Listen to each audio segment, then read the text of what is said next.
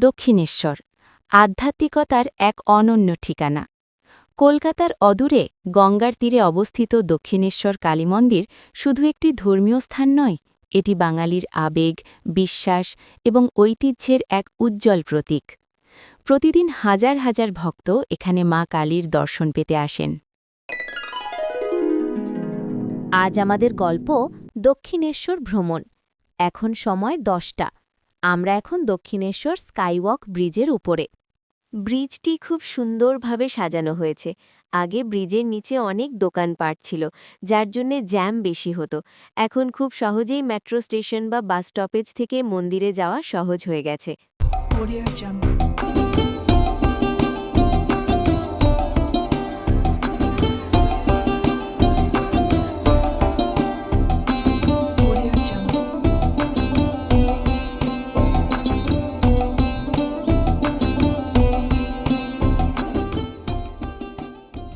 ব্রিজের ওপরে বিভিন্ন রকমের দোকান, পুজোর ডালি, ঠাকুরের ফটো, বাচ্চাদের খেলনা, ঘর সাজানো, রকমারি আইটেম।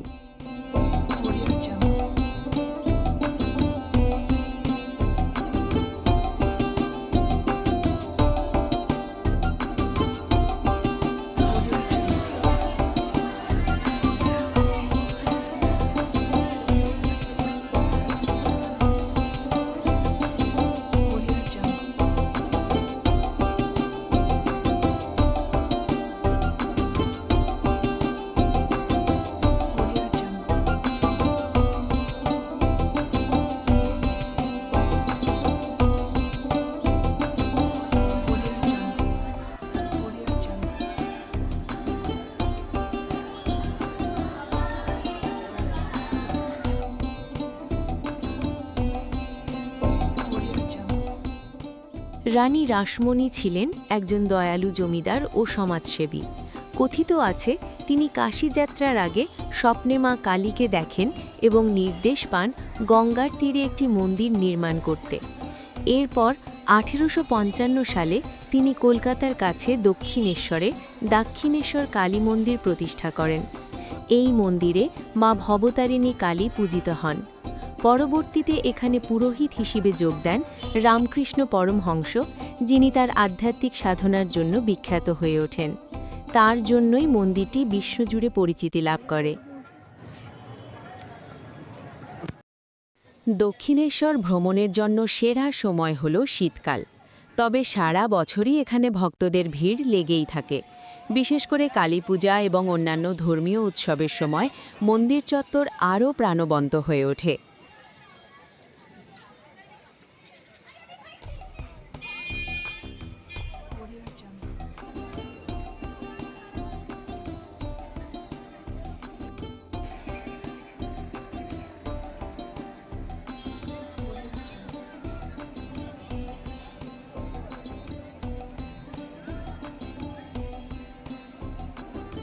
আমরা পুজো দেওয়ার জন্য পুজোর ডালা কিনতে যাচ্ছি।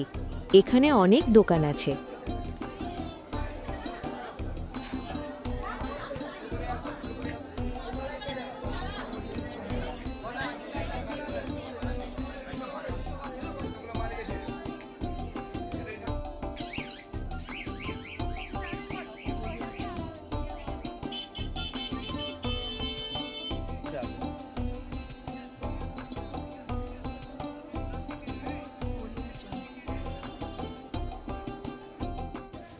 আমাদের পুজো দেওয়া কমপ্লিট। ভালোই ভিড় ছিল। পুজো দিতে 2 ঘন্টা মতো সময় লাগলো। মন্দিরে মোবাইল বা ক্যামেরা এগুলো নিয়ে যাওয়া নিষেধ। এগুলো জমা রেখে যেতে হয়। তাই পুজো দেওয়ার ভিডিও দেখাতে পারলাম না।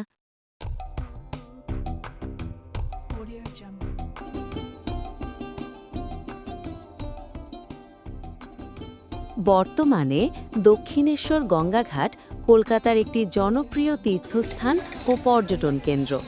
প্রতিদিন বহু ভক্ত ও দর্শনার্থী এখানে আসেন গঙ্গা স্নান, পূজা ও দর্শনের জন্য। বিশেষ করে কালী পূজা ও অন্যান্য উৎসবের সময় এখানে বিপুল জনসমাগম হয়। এই ঘাট শুধু একটি নদীর তীর নয়, এটি বাঙালির ধর্মীয় বিশ্বাস, ইতিহাস ও সংস্কৃতির এক জীবন্ত প্রতীক। গঙ্গার তীরে নির্মিত এই ঘাটটি মূলত তীর্থযাত্রীদের জন্য তৈরি করা হয়েছিল, যাতে তারা সহজে গঙ্গা স্নান করতে পারেন। এই ঘাট থেকেই ভক্তরা মন্দিরে প্রবেশের আগে পবিত্র স্নান করতেন।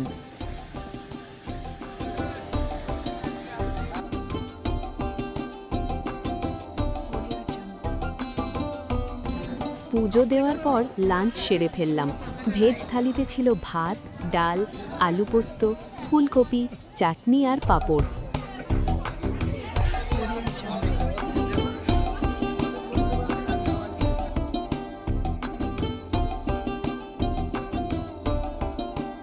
সময় এখন 3টে। আমরা এবার একটু সাইট সিইং ঘুরতে যাচ্ছি।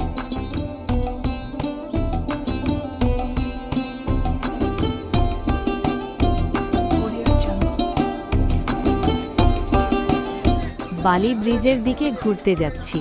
এটি খুব জনপ্রিয় জায়গা। মন্দিরে পুজো দেওয়ার পর সকলেই এখানে ঘুরতে আসে।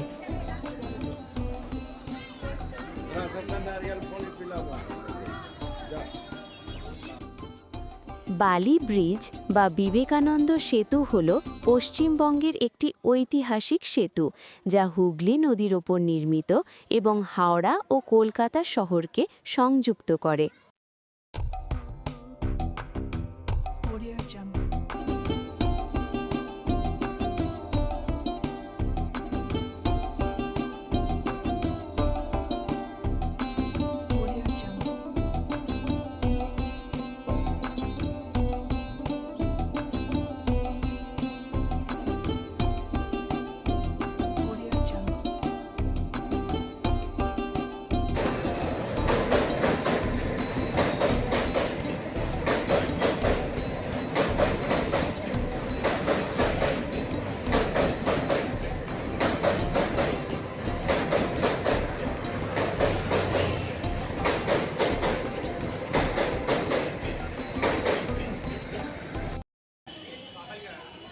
আজ আমরা নৌকায় করে যাব বেলুর মঠ, যা এই যাত্রাকে আরও সুন্দর করে তোলে।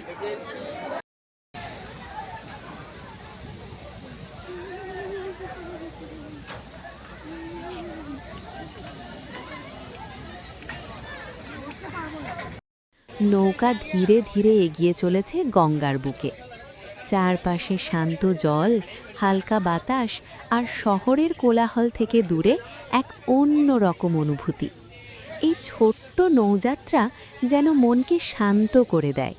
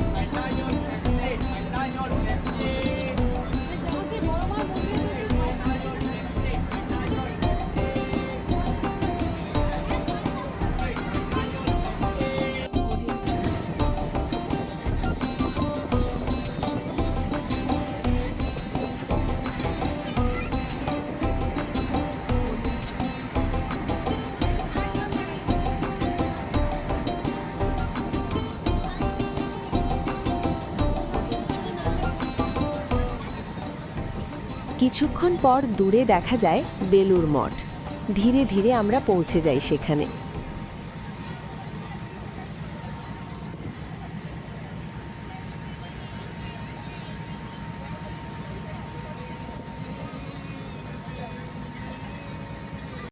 বেলুর মঠে পা রাখতেই এক অদ্ভুত শান্তি অনুভব হয়। এটি শুধু একটি ধর্মীয় স্থান নয়, এটি এক জীবন্ত আদর্শ, যা স্বামী বিবেকানন্দের চিন্তা ও দর্শনে গড়ে উঠেছে। গঙ্গার ধারে বসে সূর্যাস্ত দেখা, এই অভিজ্ঞতা ভাষায় প্রকাশ করা কঠিন। দক্ষিণেশ্বর থেকে বেলুর মঠ এই যাত্রা শুধু একটি ভ্রমণ নয়, এটি এক আত্মিক অনুভূতি।